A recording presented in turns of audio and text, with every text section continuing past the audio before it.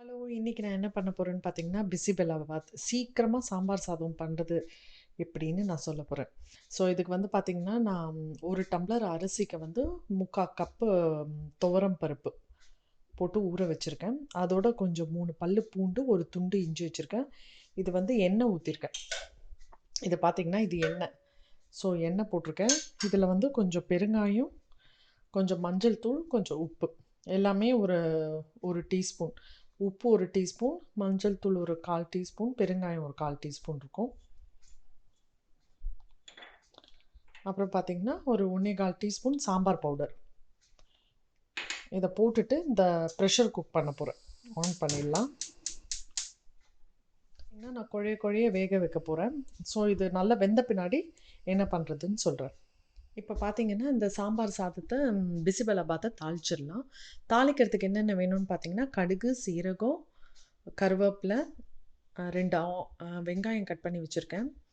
அப்புறம் ஒரு 2 carrot cut பண்ணி வச்சுருக்கேன். கொஞ்சம் பட்டாணி, பீன்ஸ் கொஞ்சம் எல்லாமே குட்டி குட்டியாக கட் பண்ணியிருக்கேன். 2 தக்காளி, அப்புறம் 2 காஞ்ச மிளகா, அப்புறம் ஒரு டேபிள் ஸ்பூன் தனியாத்தூள், அப்புறம் கொஞ்சம் ஒரு டீஸ்பூன் கரம் மசாலா.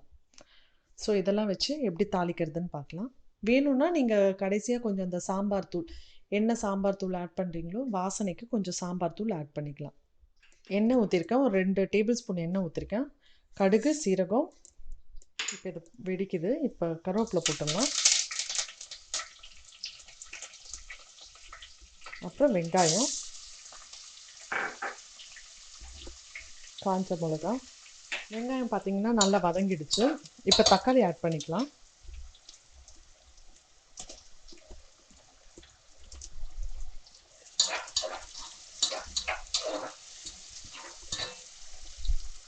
இப்போ பார்த்தீங்கன்னா தக்காளி ஓரளவுக்கு தான் குக் ஆகிருக்கு. ஸோ இந்த ஸ்டேஜ்லேயே நம்ம எல்லா வெஜிடபிளும் போட்டுடலாம். ஏன்னா அந்த காயெல்லாம் வேகிறதுக்குள்ளே தக்காளியும் நல்லா வெந்துடும். ஸோ நான் கட் பண்ணி வச்சுருக்கேன் எல்லா வெஜிடபிள்ஸும் ஆட் பண்ணிக்கிறேன். பீன்ஸு,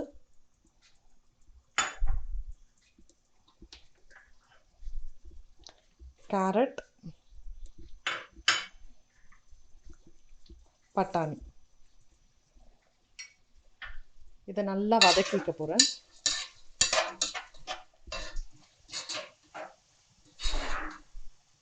ஸோ காயெல்லாம் நல்லா வெந்துருச்சு.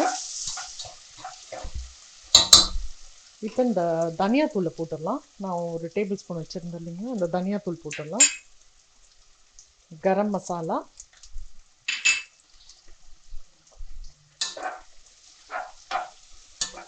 ஸோ இதை மிக்ஸ் பண்ணி விட்டுட்டு தண்ணி ஊற்றி மூடி வச்சுட போகிறோம். இந்த ஸ்டேஜில் காரம் பார்த்துக்கோங்க. காரம் உங்களுக்கு பத்தலைன்னா கொஞ்சம் சாம்பார் தூள் ஆட் பண்ணிக்கலாம். நான் கொஞ்சம் காரம் கம்மியாக இருக்குது, ஸோ அதனால் கொஞ்சம் சாம்பார் தூள் போட்டுட்டு இதை கொஞ்சம் இப்படி வதக்கிட்டு தண்ணி ஊற்றிடலாம்.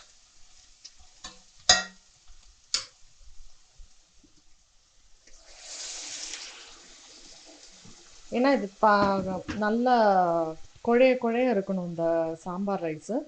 ஸோ அதனால் கொஞ்சம் தண்ணி ஊற்றி மூடி போட்டு வச்சு இது ஒரு 2-3 நிமிஷம் கொதித்த உடனே நம்ம வேக வச்சோம் பார்த்தீங்களா, அரிசியும் பருப்பும், அதை எடுத்து இதோட சேர்த்து நல்லா மேஷ் பண்ணிவிட்டு மூடி வச்சு ஒரு நல்லா ஒரு 2 மினிட்ஸ் நல்லா கொதிச்சிடுச்சு. இப்போ நான் அந்த வேக வச்ச அரிசியை ஆட் பண்ணிக்க போகிறேன். ஸோ இது நல்லா இப்படி குழைச்சிட்டிங்கன்னா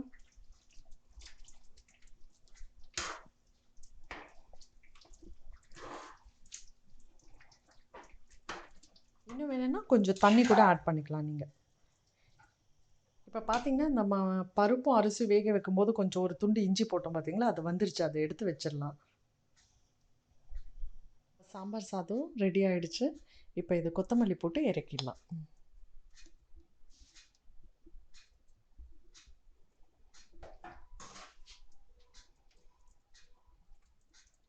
இந்த கொத்தமல்லி போட்டாலே நல்ல வாசனை. ஸோ இன்னும் கொஞ்சம் கொத்தமல்லி போட்டு மூடி வச்சிடலாம். இது ரெடி ஆகிடுச்சு. அவ்வளோதான். இது பார்த்தீங்கன்னா சாப்பிடும்போது கொஞ்சம் நெய் போட்டு சர்வ் பண்ணலாம். இப்போவே கூட வேணால் கொஞ்சம் நெய் போடலாம்.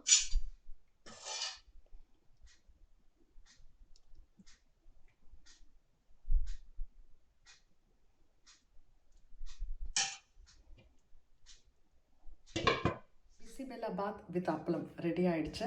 ஸோ நாங்கள் இதை என்ஜாய் பண்ண போகிறோம். நீங்களும் இதை ட்ரை பண்ணி பாருங்கள், உங்களுக்கு பிடிக்கும்னு நினைக்கிறேன். பிடிச்சதுன்னா லைக் பண்ணுங்கள், ஷேர் பண்ணுங்கள், என்னோடய அதர் வீடியோஸும் பாருங்கள். தேங்க்யூ.